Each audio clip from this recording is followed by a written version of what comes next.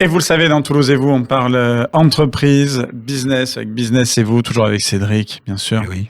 Et on a invité... C'est mon côté entrepreneur. Entrepreneur.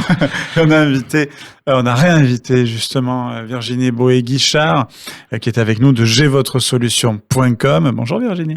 Bonjour Alex. Bonjour Cédric. La dernière fois. Ça va. Écoute, ça va. Toujours aussi souriante et rayonnante, ça fait plaisir. Exactement. On a l'impression qu'on ne s'est pas quitté. Qu'est-ce que j'ai bien fait de venir? C'est un rayon de soleil. Le soleil est rentré dans le studio. J'ai bien été tous ces gens qui te disent ça. Donc, il y a eu les fêtes de Noël, il y a eu les fêtes de fin d'année, là. Donc, ça a toujours été ça. Tu sais, pendant les fêtes, c'est oh là là. T'as pas remarqué? Je te regarde. Donc, que tu as plus de gaz pendant les fêtes, c'est ça? Oui, mais ça, c'est parce que je mange différemment. Sympa, ça s'est fait. Donc, la dernière fois, on a parlé de J'ai votre solution, on a parlé des formations. C'est vrai que tu voulais revenir sur un sujet, on va en aborder plusieurs pendant ces 10 minutes. Je voulais revenir sur un sujet, l'entrepreneuriat. Tout le monde dit, c'est à la grande mode, il faut entreprendre, devenir entrepreneur et tout. Moi, je me demande si tout le monde est capable d'être entrepreneur. Tu vois, on avait évoqué notamment l'autre fois que moi, je suis entrepreneur. Moi, je suis entrepreneur parce que j'ai pas le choix. Demain, on me proposerait un poste salarié. Je pense que je prendrais parce que moi, je suis un créatif. Gérer toute la partie paperasse, aller chasser le client et tout ça et machin. Comment dirais-je? C'est un peu tendance à me gonfler comme un truc. Et donc, est-ce que tout le monde est fait pour entreprendre? Tu me poses la question? Oui. Je sais pas si tout le monde est fait pour entreprendre. En tout cas, pour entreprendre, je pense qu'il faut aimer le risque quand même, le goût du risque. Il faut avoir envie de se challenger. Et il y a des personnes qui sont plus peut-être dans la sécurité. Tu vois, comme tu parlais du statut de salarié. Je pense que c'est donné à tout le monde, mais est-ce que les gens se font suffisamment confiance? Est-ce qu'ils ont confiance aussi en la société? On dirait un sujet de philo. C'est vrai, parce que la société donne confiance à ça. C'est ça. Après, on avait reçu un entrepreneur ici qui disait on peut être salarié, et on est bien placé pour le savoir, et se lancer à côté dans l'entrepreneuriat. Oui. C'est avoir cette sécurité-là, et en même temps se dire tiens, j'ai du temps, et mon patron, ça se passe bien, il est OK avec ça. Et ce qui va se passer de plus en plus, je pense, selon le métier qu'on a et tout ça. Et donc, à côté, je vais pouvoir me lancer dans une autre activité plus personnelle. Ça, je crois que beaucoup, en tout cas, c'est qu'il faut en avoir envie, au-delà de l'amour du risque. Il faut vraiment que ça nous tienne, quoi. Il faut en avoir envie. Et puis après, j'ai souvent dit, selon moi, que l'entrepreneuriat, ça se résume à un verbe, c'est tenir. Parce qu'en fait, c'est toujours avoir les pieds sur terre. De temps en temps, tu as envie de t'envoler quand tu remportes, par exemple, des clients ou autres. Et c'est les pieds sur terre et un peu la tête dans les nuages. Mais c'est pas une course, en fait. C'est de l'endurance. Parce que on a plein de up and down. En même temps, c'est aussi ce qui nous maintient, ce qui nous donne envie de nous dépasser. Mais c'est, je sais pas quand même si tout le monde peut vivre avec ça. Il y en a qui préfèrent d'ailleurs gagner moins, mais avoir cet aspect sécuritaire. Et comme tu le disais toi, Alex, par contre, ce qui est super, c'est selon moi, ce statut d'auto-entrepreneur qui te permet de goûter à l'entrepreneuriat. Moi, c'est ce que j'ai fait. Le statut est arrivé en 2009. J'ai été salariée à 35 heures dans une école toulousaine. J'ai dit, je garde que 4 heures par semaine et je me monte auto-entrepreneur. J'avais ma famille qui est très pieuse, qui était en prière, en disant, elle est folle, elle va jamais y arriver, elle a un enfant, etc. Et je l'ai fait et je regrette pas. Et après, quand on y prend goût, je crois qu'on a du mal aussi à redevenir full salarié. Oui, parce que c'est beaucoup de sacrifices. Alors, ça peut être mal vu quand on dit sacrifice, ça de suite, ça rajoute un poids un peu. Mais c'est vrai que quand on se lance... Faut sacrifier des animaux pour trouver des clients. Pour trouver des clients. Surtout au début. Voilà, ça veut dire les week-ends, on s'assoit dessus. Les soirées, on s'assoit dessus parce qu'on a du boulot à faire, parce que toute la journée. Il y avait quelqu'un qui avait dit une fois, où c'était, qui a dit à un moment donné, la journée de salarié, de, je sais pas moi, 9h à 18h, c'est pour payer mes factures, pour payer mes charges. Et passer ce délai-là, c'est pour créer un petit peu mon empire, mon truc, voilà. Ça, je l'ai beaucoup entendu, ça. Au début, je prenais ça à la rigolade. En fait, je me suis rendu vite compte que c'est vrai. C'est que il y a ce côté, les obligations avec les horaires, et à côté de ça, ça demande à créer autre chose. Et puis, il y a aussi un truc dont il faut tenir compte, c'est la mutation de la société à ce niveau-là. C'est vrai qu'on prend sur la génération de nos parents, En général, tu trouvais un boulot, tu rentrais dans ce boulot, tu y passais toute ta vie. Bon, des fois, tu évoluais un peu. Alors que maintenant, on s'en aperçoit, les gens, moi, je connais pas une seule personne de ma génération, à part si quelques profs, justement, ou qui ont fait le même métier toute leur vie, quoi. On saute de plus en plus d'un métier à un autre. Vous savez combien on a de métiers différents, en moyenne? Non. Dans une vie, aujourd'hui? Vous diriez combien? Moi, je dirais 4. Ouais, dans ces eaux-là, 4, 10. 5. 10. 10.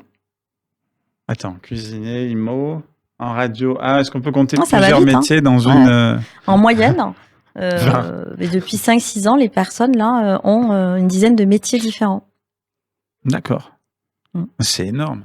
Mais est-ce que c'est parce qu'on a envie de tester d'autres trucs? On a réalisé qu'on n'avait qu'une seule vie, il faut y aller? Ou c'est aussi peut-être parce qu'on est comme ça, on a aussi 3 mariages, 4 mariages? Moi, c'est des questions que je pose souvent, puisque donc, étant dans le milieu de la formation, on est proche du domaine du recrutement. Et aujourd'hui, le recrutement, c'est compliqué.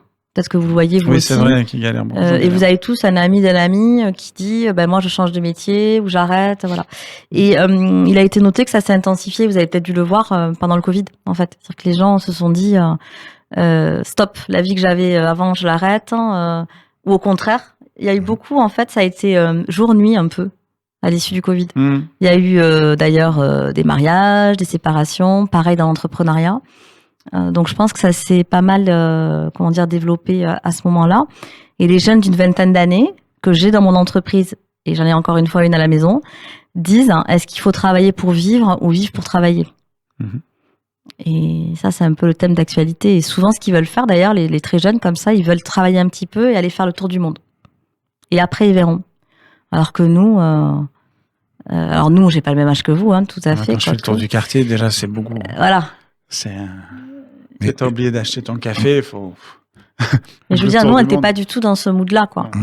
Ah oui, non, mais il y a un truc qui est assez hallucinant au niveau des jeunes. Moi, je raconte souvent, donc mon fils a eu 12 ans en décembre.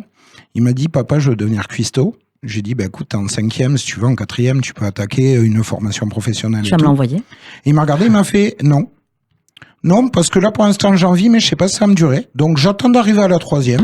Et puis bon, je verrai. Voilà, la maturité. Moi, à 12 ans, j'avais pas cette maturité-là. Je voulais rentrer. Voilà. Pour mon goûter. Moi, je voulais être hôtesse de l'air, mais j'étais trop petite. Ah. Ça n'a pas changé. Je voulais être Indiana Jones à un moment donné. Une problématique, justement, vu qu'on parle de l'âge. Alors déjà, il y a 2 choses. Moi, j'ai l'impression qu'il y a plus trop de boulot pour tout le monde, de toute façon, parce que on a beau te dire, quand tu vois le nombre de chômeurs et que de catégorie A et le nombre de postes proposés par Pôle emploi, on s'aperçoit qu'il en manque quand même un peu. Et il y a un phénomène qui est le phénomène de l'âge. Moi, j'ai 47 ans. On m'a clairement expliqué à Pôle emploi que j'étais trop vieux pour être sur le marché du travail. 47 ans. Voilà, quoi. Et en même temps, parfois, tu cherches un candidat, et je suis bien placée pour le savoir, et tu trouves pas. Alors, ils sont où, tous ces gens? Oui, ils sont où? Je cherche. Je ne vois pas. Non, c'est vrai. Non, mais c'est vrai. C'est par moment, cette offre et cette demande, elles se rencontrent pas et on se pose des questions. Et on n'est pas, je sais plus qui me disait, on n'est pas loin du plein emploi. Faut pas quand même exagérer, quoi. C'est vrai que la question se pose. C'est très philo aujourd'hui. On en est loin quand même. Moi, j'ai l'impression. Mais bon. On en est loin, mais c'est vrai que tout est compliqué, surtout avec la conjoncture. La conjoncture politique, ça fait bizarre de parler de ça comme ça. Mais c'est vrai, tout fait que, avec ce qui se passe en ce moment dans le monde.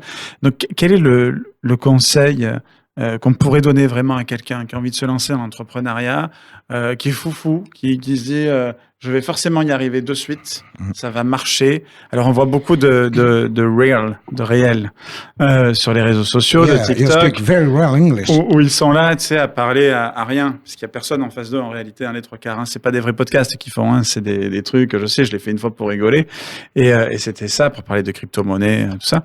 Et ils expliquent que on apprend que dans l'échec et pas dans la réussite. C'est vrai ça ou pas? Je regarde tous les deux parce que on apprend aussi de la réussite, mais beaucoup plus de l'échec. Je vais vous dire, comme ça que je vois les choses. Alors, moi, ce que je dirais par rapport à ça, c'est que déjà, le cerveau ne fait pas de différence entre ce qui est réel ou imagé.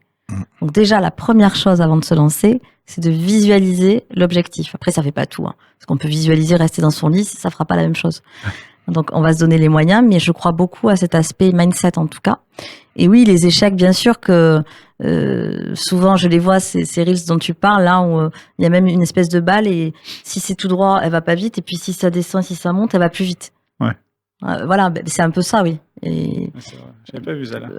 ouais, mais c'est Faut ça. leur tomber En fait, dessus. ça te donne de l'élan, finalement. Ok. Donc oui, l'échec est nécessaire. Après, il y a des entrepreneurs qui en peuvent plus, quand même, faut le dire aussi. Hier, j'ai reçu un client qui est un diagnostiqueur immobilier qui subit Oui, les forcément. dommages collatéraux. Parce que tous les métiers sont voilà. touchés à l'immobilier. Hein. Et puis, les gens deviennent de plus en plus énervés, donc c'est pas toujours facile. Il y a les charges, il y a quand même un contexte, sans parler de sinistrose, qui est compliqué. Donc, à un moment donné, il y en a qui aimeraient même reprendre un poste de salarié. Il y en a qui me disent, moi, je veux juste un poste de salarié, je veux plus de responsabilité, et on les comprend. Mais oui, l'échec, je pense, pour répondre à ta question, est nécessaire pour aller plus loin. Justement, est-ce que le statut d'auto-entrepreneur là-dessus n'est pas un problème sur un truc? C'est que monter son auto-entreprise, c'est à la portée de n'importe qui. C'est super facile à faire, mais il n'y a aucun accompagnement. Toi, par exemple, tu es dans la formation, tu es dans ce genre de choses, donc tu as des infos qu'il n'y a pas forcément, mais tu as plein de gens qui vont se monter auto-entrepreneurs. À une époque, la grande mode, c'était on monte une asso pour tout et n'importe quoi. Maintenant, tu as des gens qui se montent auto-entrepreneurs pour tout et n'importe quoi et qui tombent dans l'échec par mal de l'accompagnement. Enfin, moi, c'est l'impression que j'ai. Alors, si tu vas sur mon compte formation ou ailleurs, tu verras qu'il y a des formations d'aide à la création d'entreprises et d'associations. Donc, il existe effectivement des accompagnements là-dessus. Après, ce qui est pas simple, je trouve, c'est simple de monter auto-entreprise. Ce qui est pas simple, c'est quand on est phobique administrativement. Et il y en a, puisqu'on ne le croit. Moi. Il n'y a pas que Monsieur Cahuzac. C'était lui? Oui, c'était Cahuzac. Oui, et moi un peu. Voilà. Ce qui est peut-être compliqué, c'est la suite, en fait. C'est pas la montée, c'est après, et surtout développer l'entreprise. Parce qu'une fois qu'on a cette entreprise, comment est-ce qu'on va chercher des clients? Comment est-ce qu'on communique? Et comment on va plus loin que ce qu'on a déjà actuellement? On peut se faire accompagner, encore une fois. Voilà, et surtout, faut pas perdre de vue, on en parlait tout à l'heure hors antenne. Oui, vous n'êtes pas obligé de mettre des 100 et des 1000, mais au bout d'un moment, quand on entreprend, eh ben, faut poser de l'argent sur la table, quoi. Et se faire aider, parce qu'il y en a qui sont de bons techniciens ou qui sont de bons, qui réalisent comme il faut leur métier, mais qui ne savent pas se vendre. C'est pas donné à tout le monde. Donc là, c'est là où il faut mettre en place des méthodes. Ben, c'est plus facile de vendre les autres, je dirais, que de se vendre à soi. Ah oui, c'est très compliqué. Pour ça, il faut peut-être te voir avec gvotresolution.com. Merci Par exemple. beaucoup, Virginie Bruguière, d'avoir été avec nous dans Toulouse et vous. Et on te retrouvera, je pense, encore pour plein d'autres. Et puis, de toute façon, on se voit partout, la radio. Avec grand plaisir. La télé, maintenant. Merci. C'est vrai qu'on passe à la suite, bien évidemment, de Toulouse et vous.